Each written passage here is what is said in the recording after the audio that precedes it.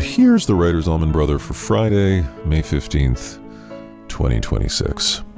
It was on this day in 1252 that Pope Innocent, who wasn't, issued the Papal bull Ad Extirpanda, adding an Extirpanda to every paper bull writing contest at the Vatican Food Court Expo. "I hate the Pony Express," the Pope confessed, thumbing his popely nose at a service that wouldn't exist for 4 millennia. "The Panda Express is much cheaper, and it has ribs." It was today in 1869 that the National Women's Suffrage Association opened its charter in New York, giving women in all 5 boroughs access to unimaginable suffering, especially when dealing with the men in their lives. Its founders were Susan B. Anthony Hopkins and Elizabeth Cady Harry Dean Stanton, the latter of whom wore a gallon hat, as all female headwear back then was fractional in proportion to masculine haberdashery. It would be another 100 years before sequined unisex tiaras would be available at the Olivia Newton-John Paul Joan Arma Trading Post, the first of which opened at the Nipple Ring Emporium in the Hall of St. Prude. And it's the birthday of L. Frank Baum, born a sapling pinned under a fallen tree branch in the remote quadrant of the merry old land of a child's psychogenic imaginings in South Dakota. He was yanked to freedom by a girl. She had pigtail braids and a naive sense of rootlessness wherever she went, also a penchant for disquietingly opulent footwear.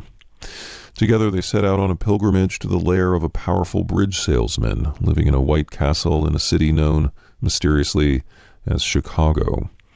They learned of his wish-fulfilling prowess from a crone that visited Frank while he and his nameless bride were on a peyote binge in Syracuse, writing plays, and then burning them at night in the driveway for the insurance money. Frank and his wife made friends along the way, one an overgrown chicken called Hamburg, who aspired to be an opera lover. "Don't you mean singer?" Frank said. "Opera singer?" "What am I?" Hamburg said. "A sewing machine?"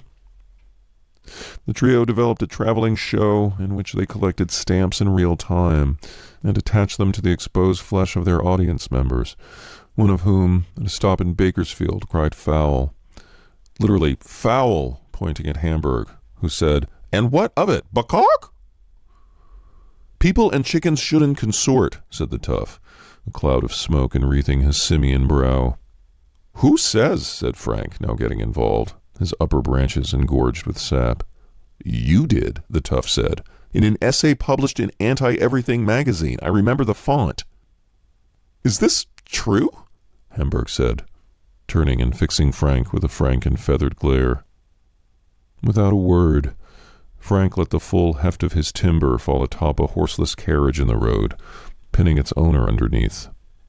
The tough ran up and robbed the driver's rubber boots, and all 4 of them ran into a wood where drugs grew freely from the earth, and every pathway led to a different and more puzzling career center. Here's a poem for today by Gregory Corso entitled Vision of Rotterdam. September 1957, summoned by my vision agent via ventriloquial telegram, delivered by the dumb mouths stoned upon Notre Dame, given golden fair and 17th century diagram. I left the gargoyle city and, 2 suitcases filled with despair, arrived in Rotterdam. Rotterdam is dying again. Steamers and tankers unload an awful sight. May 1940 stevedores lead forth a platoon of leukemia. Pleasure ships send metal-voiced rats tee-heeing a propaganda of ruin. A cargo of scream deafens the tin horn of feeble war. Bombers overhead. Young blonde children in white blouses crawl in the streets, gnawing their houses. The old, the sick, the mad leave their wheelchairs and cells and kneel in adoration before the gentle torpedo of miracles.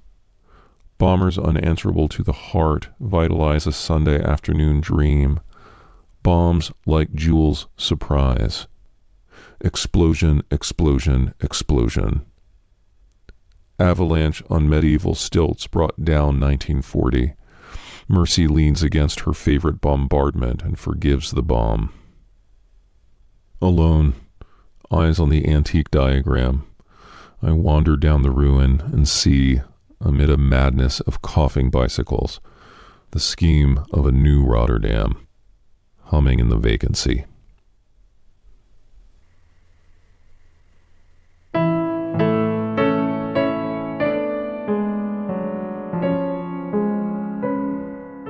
Vision of Rotterdam by Gregory Corso, used without permission here on the Writer's Allman Brother, supported by the Tort Reformer, a Pilates machine that shrinks both your waist and your exposure to liability. Until next week, be well, shake my hand, and show regret.